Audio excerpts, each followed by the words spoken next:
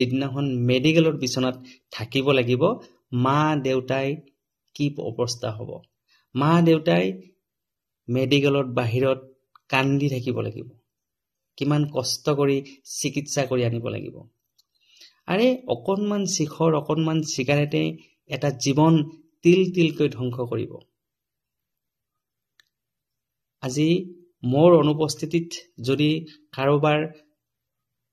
যদি অভাৱ হয় হেয়া কেৱল মা দেউতাৰে হ'ব অকনমান সিগাৰেট অকনমান শিখৰ যিয়ে মোক যাচিছিলে তেওঁৰ একো কথা নহয় তেওঁতো যিয়ে খাইছে তেওঁতো জীৱন ধ্বংস কৰিছে তাৰ লগতে সেইজন শত্ৰুৰূপী বন্ধুৱে মোৰ জীৱন ধ্বংস কৰিব বিচাৰিছে সেই কাৰণে কৈছো উঠি অহা যিখিনি প্ৰজন্ম আছে তোমালোকক বুলি কৈছো জীৱন তোমাৰ নিজৰ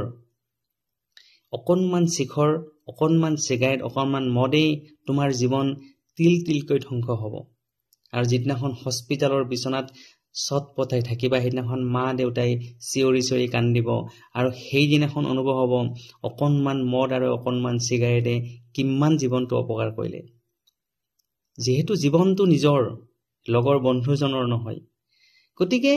সেই যিদিনা সময়তে অকনমান শিখৰ যাচিব অকনমান সিগাৰেট যাচিব চিন্তা কৰিব লাগিব এয়া জীৱন মোৰ আজি যদি মোৰ ভিতৰৰ কিবা এটা অংগ নষ্ট হয় লগৰ বন্ধুজনৰ কিন্তু অপকাৰ নহয় সেই অপকাৰ মোৰ নিজৰ হ'ব মোৰ মা দেউতাৰ হ'ব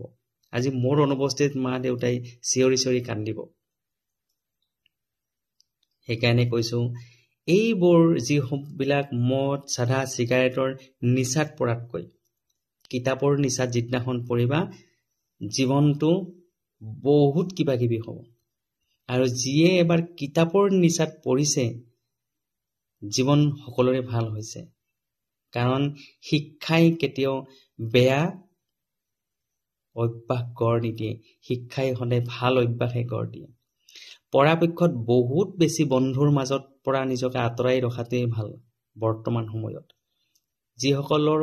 বহুত বেছি বন্ধু আছে সেইসকলৰ মই সকলোকে কোৱা নাই কিন্তু যিসকল প্ৰায় বেছি বন্ধু আছে তাত কিন্তু ভাল কথা আলোচনাতকৈ বেয়া কথাহে বেছিকৈ আলোচনা হয়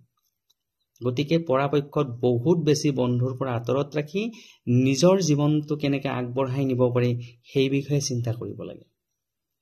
কিতাপৰ নিচাত পৰিব লাগে কিতাপ পঢ়াৰ অভ্যাস কৰিব লাগে তেতিয়াহে জীৱনবিলাক ভাল হ'ব শিখৰ সিগাৰেট মদৰ নিচাত পৰিলে জীৱন